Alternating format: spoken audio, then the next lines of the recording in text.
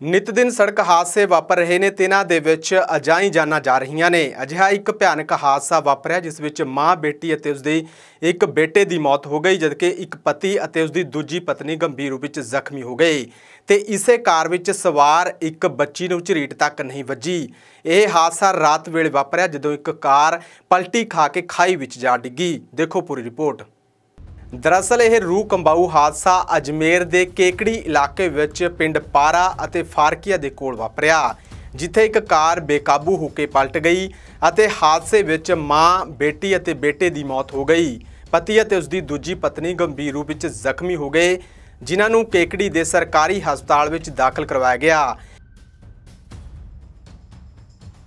एक होर बच्ची कार विच सवार सी जिस नूं एक झरीट तक नहीं वजी। जानकारी अनुसार नया गांव के रहने वाले भागचंद रैगर अपनी दो पत्नियां माया अते अनीता, 7 साला बेटी किरण, 4 साला बेटे राहुल दे नाल कार विच सवार होकर एक विआह विच शामिल होने जा रहे सी। कार विच भागचंद दे भरा दी 5 साला बेटी राधिका भी मौजूद सी। विआह विच शामिल होकर यह परिवार वापस अपने पिंड परत रहा सी कि रस्ते विच घर तो सिर्फ 5 किलोमीटर दूर इन्हां दी i20 कार बेकाबू होकर पलट गई अते पलटियां खांदी हुई 10 फुट डूंगी खाई विच जा डिग्गी। इस भयानक हादसे विच कार विच सवार 5 लोग गंभीर रूप विच जख्मी हो गए। रात का समा होने करके किसी ने इन्हां नूं देखा तक नहीं। लगभग 1 घंटे तक सारे लोग कार विच ही फसे रहे।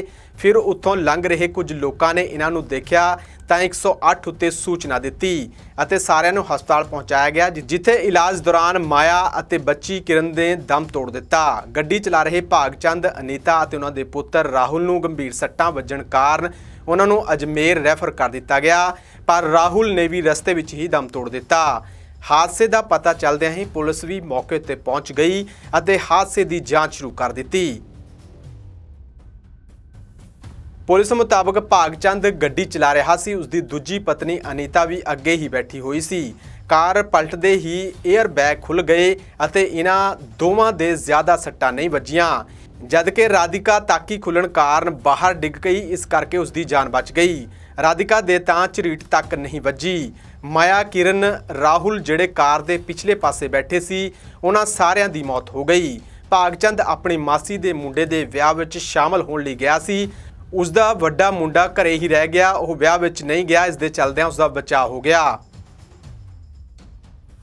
दस दिए कि भागचंद एक मुद्रा कायन कंपनी विच काम करता है। 7 साल पहला दुबई तो काम करके परतिया सी।